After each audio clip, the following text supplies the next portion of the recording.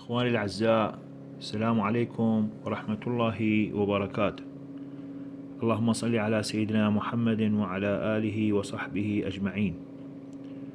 إخواني، رجعنا وياكم بفيديو جديد مع الفقاسة الفلين الصغيرة اللي سويناها، وسبق أن فقسنا به أول وجبة للسمان.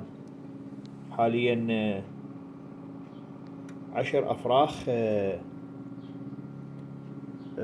صفن مال السمان اللي من مجموعة 17 اللي طلعت معوقة المهم يعني صفى منهم 10 الحمد لله. إن شاء الله هم أصور لكم إياها. هسه حاليا من بداية رمضان تقريبا. طبعا رمضان كريم، صيام مقبول، وكل عام وانتم بخير. يتقبل الطاعات إن شاء الله.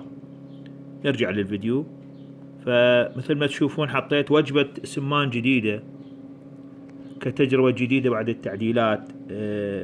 خففنا سرعة المروحة، وفتحنا فتحات مال التهوية اللي هي هاي 3 مثل ما تشوفون. هاي 3.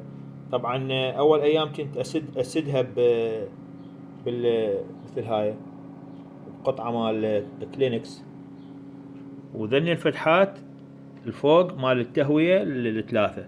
طبعا دا تشوفون خروج الهواء واضح إن شاء الله.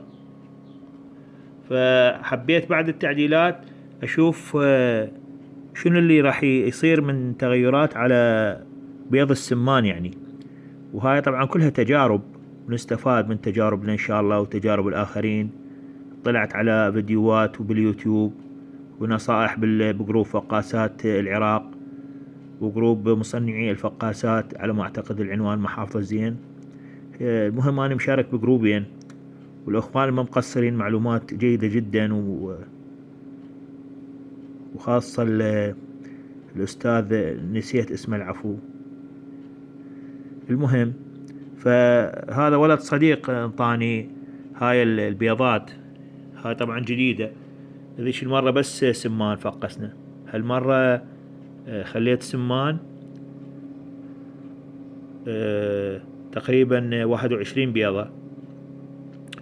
وأثناء الفحص يعني بال7 أيام أو 10 أيام طلعت 6 غير ملقحة أصلا، يعني مو مشادة، غير ملقحة. يمكن لأنه عندي 4 سمانات وياهن فحلين،